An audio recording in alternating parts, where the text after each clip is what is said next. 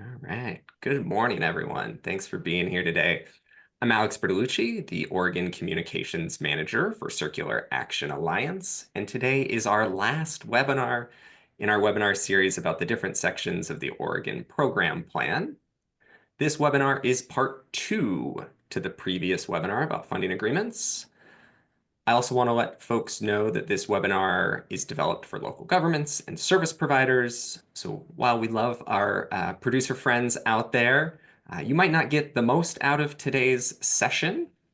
CAA does host many producer-focused webinars, especially right now with the reporting and registration deadline just a few days away, March 31st. Those might be something that you want to check out or see some of those from our webinar archives. So Jerry, my colleague, is going to drop a link in the chat where you can find all of those other events that we'll be hosting. For today's webinar, all attendees are in listen-only mode. You are not able to turn on your microphone or camera, so you don't have to worry about that. You just get to sit back and learn about funding agreements today. You can use the chat and the Q&A tool that you can find in your Zoom toolbar. We ask all the questions go into the Q&A. That helps us track them and not lose them if the chat gets a little wild and crazy there with folks introducing themselves. So while I share a bit more about who CA is, we'd love to see who is here. And I see Laura Liebrick got us started there. Thanks, Laura. So if you take a minute and use the chat to let us know your name and what organization you represent. And since I started and Laura followed along, let's hear about what the weather's like where you are today. Here's a quick look at what we will be covering in the webinar. As you can see, we'll learn a bit about who CAA is, take a closer look at some timelines, and learn more about the funding agreement structure. Then we'll turn to the addenda and preparing for funding. At the end of the webinar, we'll take some time for questions. Before we get into the webinar, just take a few minutes, as we always do, to share about who CAA is. So we're a 501c3 nonprofit organization dedicated to implementing effective EPR packaging or extended producer responsibility for states that have passed those laws in the United States. CAA was founded by 20 member companies that are shown here on the slide. And these founding members provide CAA with startup capital and continued oversight and governance. However, because CAA is the sole PRO, or producer responsibility organization, in many states, we're committed to working with the thousands of member producers obligated under the EPR laws. Our mission is to deliver harmonized, best-in-class compliance services to all producers to advance an efficient and effective circular economy. We'll meet state regulations, build on existing systems and structures when possible, and work with interest holders across the circular economy to advance environmental outcomes of covered products. And in Oregon, we are focused on ensuring local governments, service providers, and community members have the tools, resources, and funding available to make sure that the RMA and the EPR program underneath that are successfully implemented. Lastly, before I turn it over to Tanya and Marisa to talk about today's topic, I want to introduce you to the Oregon team. Here you can see the folks working extremely hard to launch the first paper and packaging EPR program in the United States. This is the team to reach out to with questions, and you can find that contact information at circularaction.org/Oregon. Now I will turn it over to Tanya to get us started. Thank you, Alex, and welcome to everyone joining us today. I thank you for your time. In this section, we're going to take a look at the funding agreement timeline and the elements of the funding agreement structure. Here we can see a basic timeline for the funding agreements and the necessary steps. As you can see, the CAA primary funding agreement and most of the associated addenda have been posted for preview on our website. These are for preview only. Your jurisdiction-specific agreements and addenda will be sent directly to you from our in-state legal counsel, Miller Nash. We'll describe that in more detail a little further on in the presentation, but those are available for preview so that you can take a look and become familiar with what elements you're going to need to prioritize. Speaking of priorities, Priority A communities have already had their initial consultations with CAA, and we're in negotiations with them right now. And the Priority B consultation period will begin on March the 31st. That's next Monday. The deadline for the DEQ, another point on here is the deadline for the DEQ local government funding authorization form has been extended,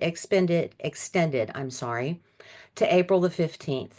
So please be sure that your jurisdiction has completed, signed, and submitted this form by that time. And remember, it's critical that your forms are signed by the properly authorized persons in order to avoid any delays in your funding. Your jurisdiction's primary funding agreement from CAA should be completed and to you by early May 2025 and back to us as soon as possible. That will give CAA an opportunity to populate your specific funding agenda for your jurisdiction and have all funding eligibility in place by July the 1st. This is for your reference here. It's just a priority consultation schedule, and it's to let you know where you can see that the priorities for system expansion have been assigned to each of the communities. And in Q1, we have been dealing with the A and B priorities. Q2, we'll be doing the C and Ds. And in Q3, the E and Fs. And you can always reach out to us here at CAA to learn where your jurisdiction falls in this schedule and to help get better prepared. Now we're going to take a look at the funding agreement structure and CAA's modular approach to completing these documents. First, you have to have completed and submitted your local DEQ, local government funding authorization form. That is due by April the 15th. That has been extended by DEQ because they haven't gotten all the forms back yet. So be due by 4/15. This form will enable CAA to pre-populate your primary funding agreement from us. So please be sure you've gotten that form completed. Next, you will receive your CAA primary funding agreement from our in-state legal counsel, Miller Nash. This agreement is the foundation that all addendas specific to your community and or depots will be structured upon, so it is important that we get that in place. Once the PFA has been executed, you'll receive your jurisdictionally specific addenda from Miller Nash. Now remember, not all jurisdictions are eligible for all funding streams or have applied for all of the funding streams, so yours will be tailored to your jurisdiction's individual needs. Finally, once the funding all has been received back, the funding application will be complete. The system expansion improvements can begin. You'll note too on this slide that there's some little computer icons that let you know which of those, the primary funding agreement and which of those addendas are available on our website for preview so that you can become familiar with them. So when we're involved in our consultations, you'll know what it is that we need your help providing. Now, let's a little bit more about that local DEQ, local government funding authorization form. That is, firstly, it must be sure to be completed, signed, and returned to the DEQ so that we can begin structuring your agreement. This form will capture which entity receives funding streams as directed by the local government and is the basis for all other agreements to follow. This form is available from DEQ or also from your friendly CAA partners, and you can always reach out to us for a copy of that if you haven't gotten yours completed or need help doing so.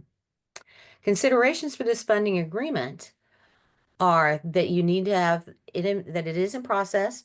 So during this time, you may want to initiate conversations as you preview these with your service providers and local governments so that you can designate who those funding streams should go to.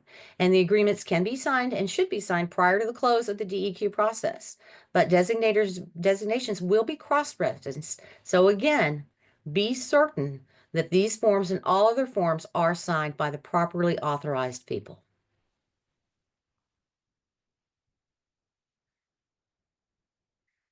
So let's take a look at the modular approach and the benefits therein. It does, having our everything broken down into addendums and modular pieces does afford signatories the opportunity to consult with their different groups involved in this funding streams and make sure that those funding streams are being applied to the proper people doing the work. It also allows the ability to make updates for our funding streams without having to update the entire agreement. And the designation for funding streams can be changed easily. This flexibility and adaptation allows CAA to be able to move more quickly to respond to our obligations as the program evolves and to be sure that you're provided with everything that you need in order to improve your systems.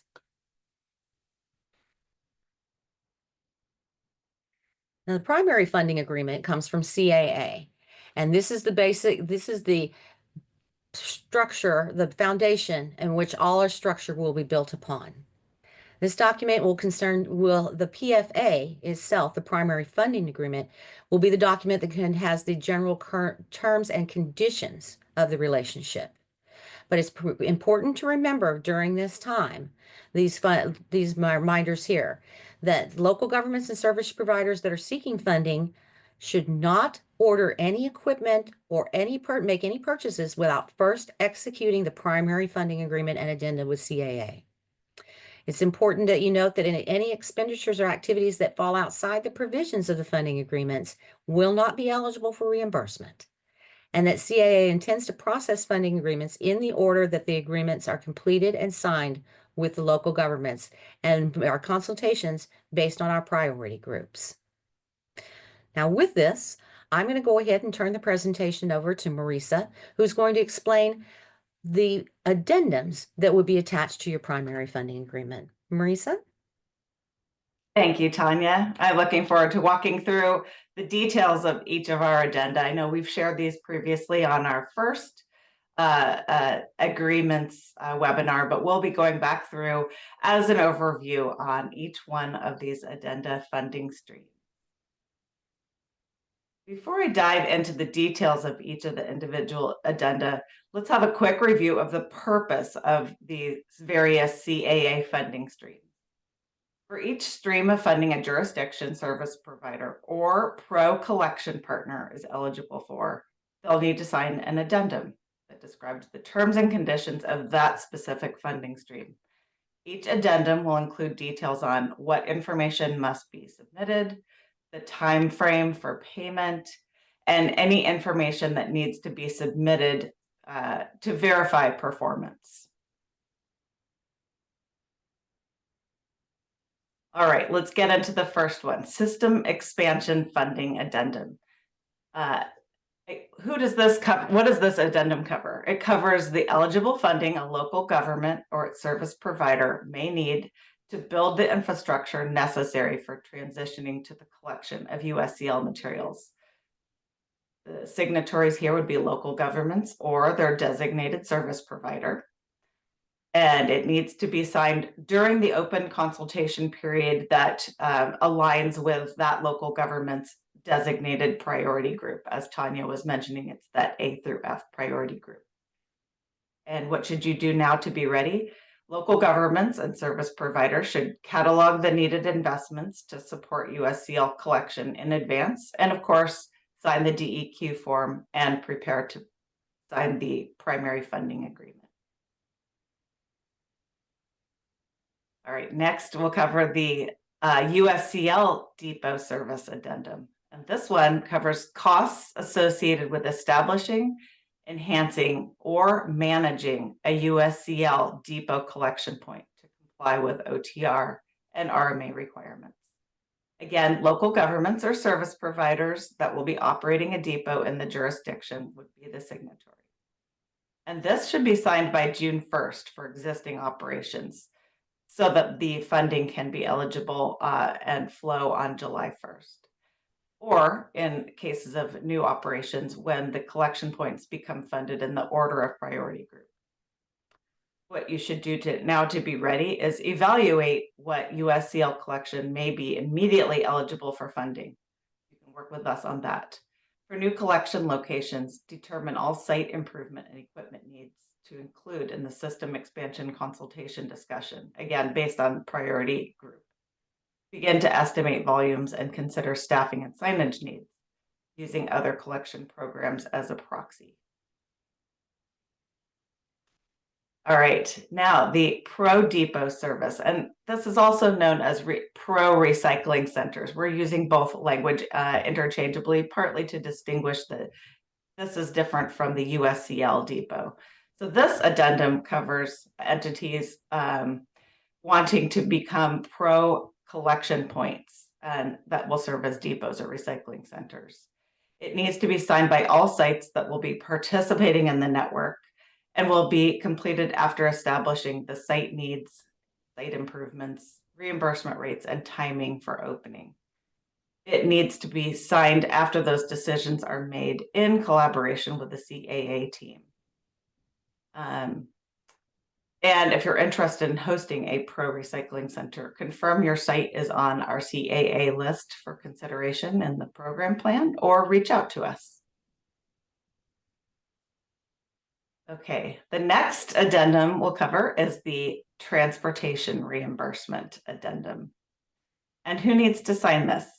Any entity claiming payment for transportation of materials collected under the OTR, which are transported more than 50 miles to the nearest CRPF, or responsible end market REM with capacity. Local governments are strongly encouraged to designate the operator of their local transfer station or reload facility as the recipient of this funding.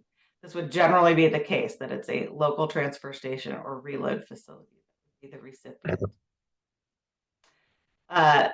The addendum covers the transportation reimbursement based on information provided by the funding recipient.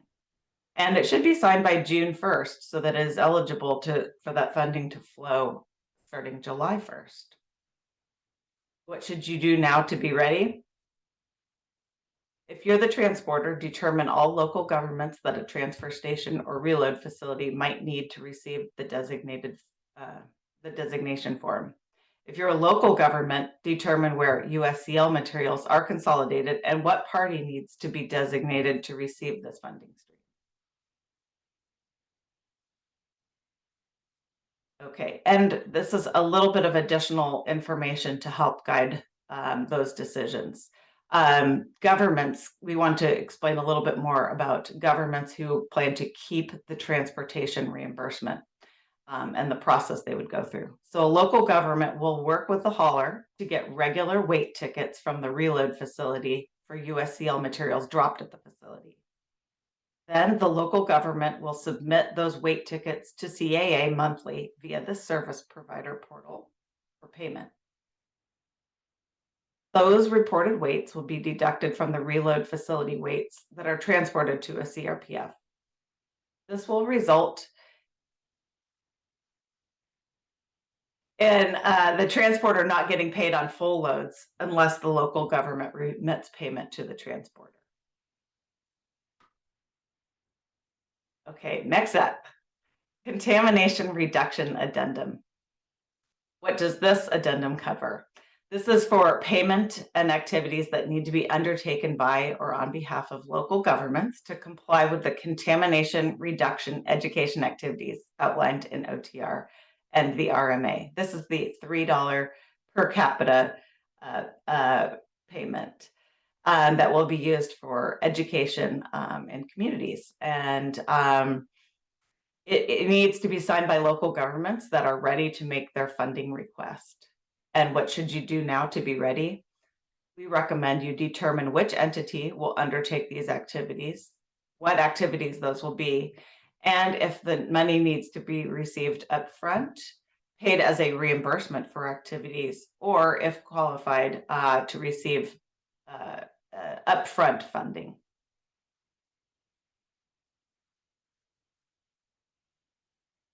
Now we'll move into the glass incentive addendum. This addendum covers the payment of $77 per ton to support the ongoing collection of glass through already established curbside collection or depot programs. And so the rates will be updated annually. We're beginning with $77 per ton for 2025, and that is intended to offset the cost of managing existing glass collection programs. Who needs to sign this? Local governments wanting to receive the $77 per ton payment and continue collecting their glass. It needs to be signed by a target date of June 1st so that funding can begin to flow on July 1st at the start of the program.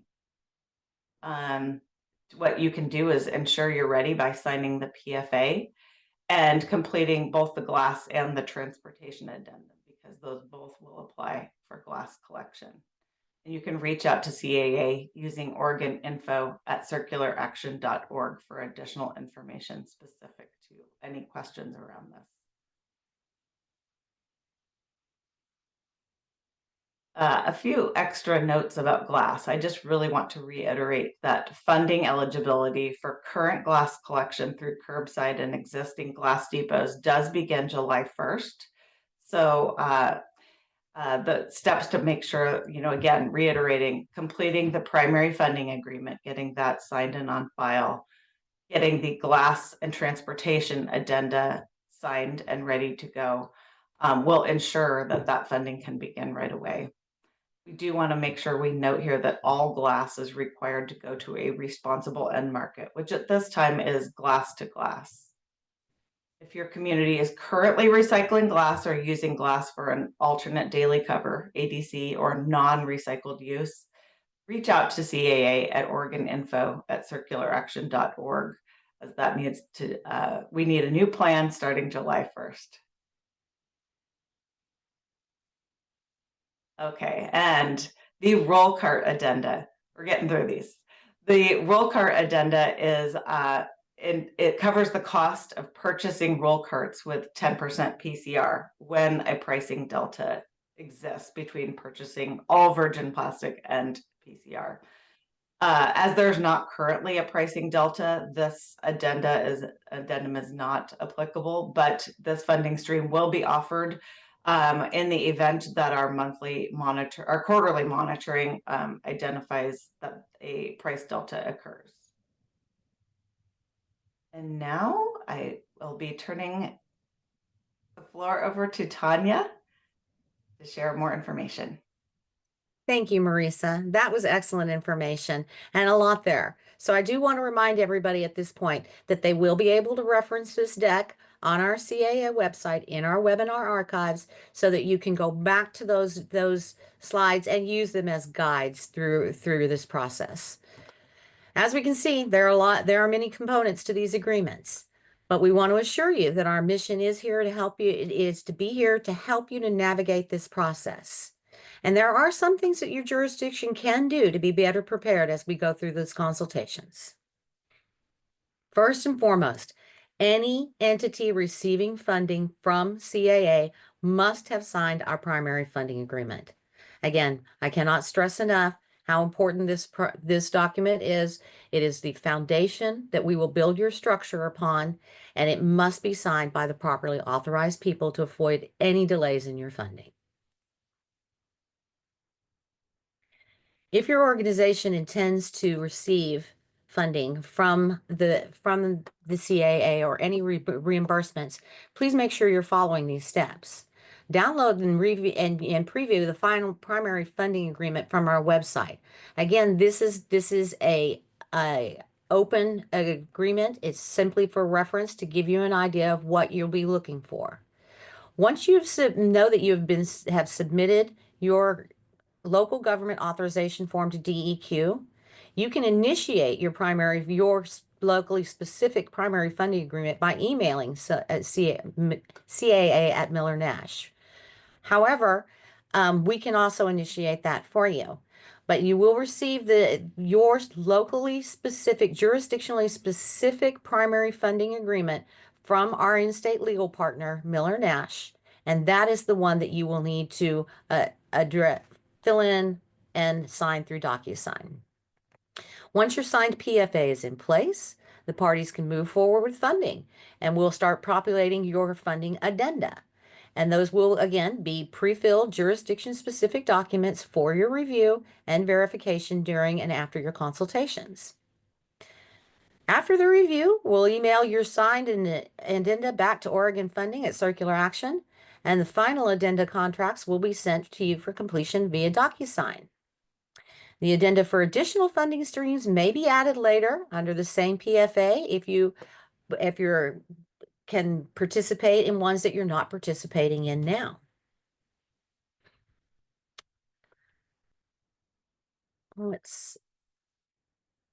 So the addendum prior to prioritization.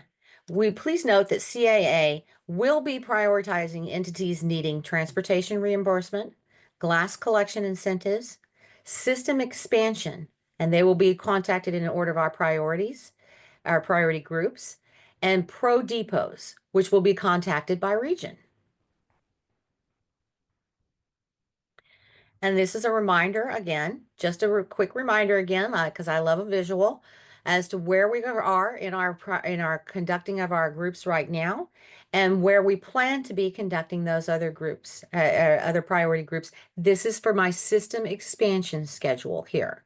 So please reach out to us and ask us any questions about where your community lies, what type of expansion efforts we're looking to put forth, and improvements to your systems that your consultations will be about. When it comes to USL Depot priority outreach, the USL Depot priority outreach. Sorry, I lost my place for a sec. That will be our priority B outreach, which is beginning this week and starting again on Monday with full force. There were 4 priority groups that have been identified, and this outreach group consists mainly of USL Depot consultations. However, we do see that we've identified those consultations were 2 in Coos County, 3 in Deschutes County, and 9 in the metro area as potential USCL Depot sites. We also have 1 priority B community that for system expansion we'll be talking to starting next week in Winston, Oregon. These initial discussions focus on the review of your ORSOP community's ORSOP results and assess the needs for revision and initiate any changes that may be need to make before we start to execute your contracts and addendums. It'll also establish your depot and community readiness and implementation timeline during those consultations. And what can other priority communities do in order to be prepared for those consultations? For anything regarding system expansion, that would be go ahead and make sure that you have assigned your funding designee in DEQ and submitted that form by 4/15. Receive your contract from Miller Nash to begin your CAA primary funding agreement. And then keep an eye out for an invitation to system expansion consulting meetings with myself and the recycling manager, Greg Ryan. And please remember that the system expansion funding listed in the program plan is a basis starting point. That is what we have received from the information we've gathered so far, but may be amended based on the information that we gather in consultation. And with that, I'm going to turn it back over to the lovely Marisa so that she can describe the PRO Recycling Center updates. Thank you, Tanya.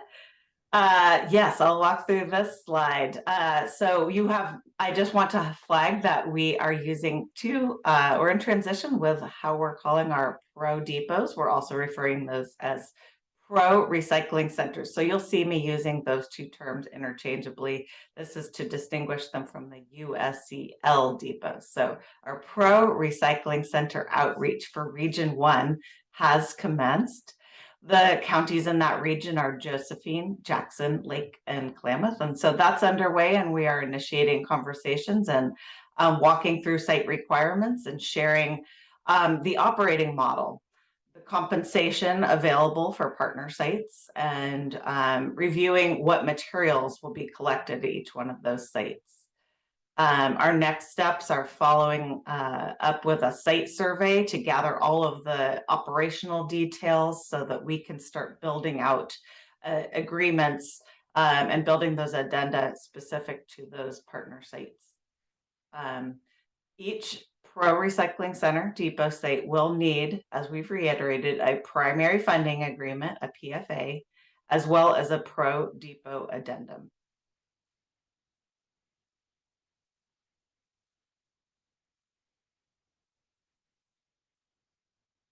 For the pro recycling center depots in other parts of the state, we advise getting a primary funding agreement signed. And you may be doing this already through your USCL expansion, transportation, or glass addenda. One PFA will cover your bases. Uh, um, Reference CAA's program plan to see if your site is on our list. If it is not, um, you can reach out to us at OregonInfo@circularaction.org for more information. And then in future regions, stay tuned for outreach from CAA about our Pro Recycling Center outreach.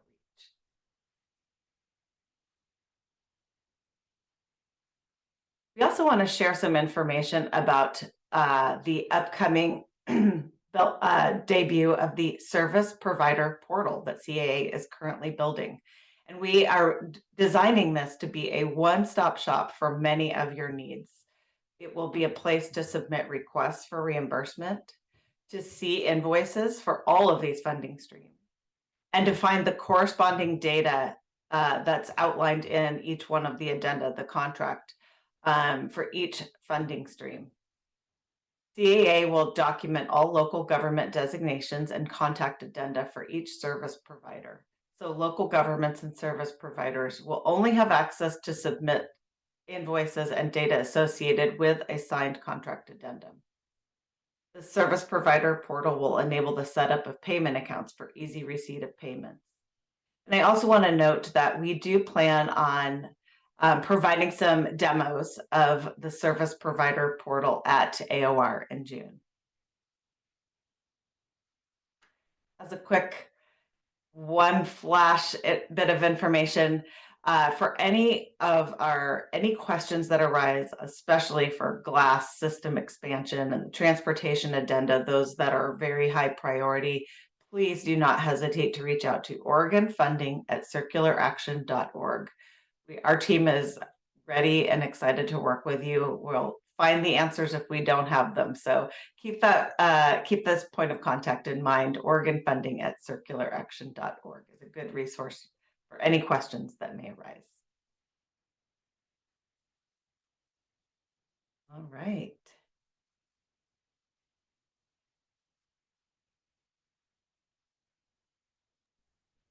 There I am. Sorry, I was having There a you are. little bit of hard time finding my buttons there at the top. So thank you, Marisa and Tanya, for that great information. We will now take a little bit of time to answer questions. I'm going to stop the recording first.